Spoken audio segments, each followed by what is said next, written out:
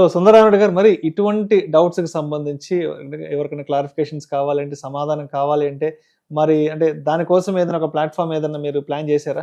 బేసికల్ గా మీకు మన సుమన్ టీవీ దాంట్లో బోల్డ్ అని వీడియోస్ దొరుకుతూ ఉంటాయండి. మీరు స్లోగా రోజుకు ఒక అరగంట అవి వాచ్ చేసుకుంటూ సైకాలజీ డెవలప్ చేసుకోవటం ఒక పద్ధతి. రెండోది మీకు ఒక మెంటర్ లాగా ఒక ఏదైనా అడ్వైజ్ లాగా లేదా ఏదైనా కోర్సు స్టెప్ బై స్టెప్ ఒక ప్రాక్టికల్ వేలో నేర్చుకుందాం అనుకుంటే మనం ఎట్టాగు every month ETFs, index funds and mutual funds educative webinar ఒకటి వాళ్ళు అలాంటి వాటికి ఎన్రోల్ అయ్యారనుకోండి, వాటి స్టార్టింగ్ స్టెప్ ప్లస్ ఎక్కడ బిగించాలి, ఎక్కడ ఎగ్జిక్యూట్ చేయాలో వాళ్ళకి క్లారిటీ వస్తుంది. ఇంకా ఇంట్రెస్ట్ ఉండి ఒకవేళ ప్రాక్టికల్ వేలో యాక్టివ్ ఇన్కమ్ లా సంపాదించుకుందాం అనుకుంటే ఇంట్రెస్ట్ ఉంటే ఫర్దర్ వాళ్ళు ఎక్స్ప్లోర్ చేసుకోవచ్చు అనమాట.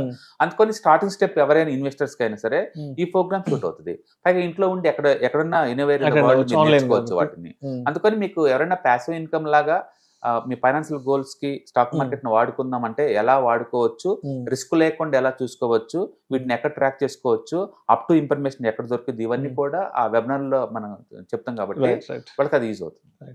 సో మొత్తంగా ఈక్విటీ ఇన్వెస్ట్మెంట్స్ కి సంబంధించిన ఏమైనా డౌట్స్ ఏదైనా ఉంటాయి, అదేవిధంగా మ్యూచువల్ ఫండ్స్ కి సంబంధించి, ఇండెక్స్ ఫండ్స్ కి సంబంధించి, ఈటీఎఫ్లకు సంబంధించి ఏదైనా డౌట్స్ ఉండి మీతో ఇంటరాక్ట్ అయ్యి మీతో మాట్లాడి మీ ద్వారా ఏదైనా కొన్ని డౌట్స్ క్లారిఫై చేసుకోవాలనుకుంటే మాత్రం ఎవ్రీ మంత్ అండ్ మీరు ఎడ్యుకేటివ్ వెబినార్స్ కండక్ట్ చేస్తుంటారు కాబట్టి వాటికి ఎన్రోల్ అయితే మీతో ఈజీగా ఇంటరాక్ట్ అవ్వడానికి ఛాన్స్ అయితే ఉందంటారు.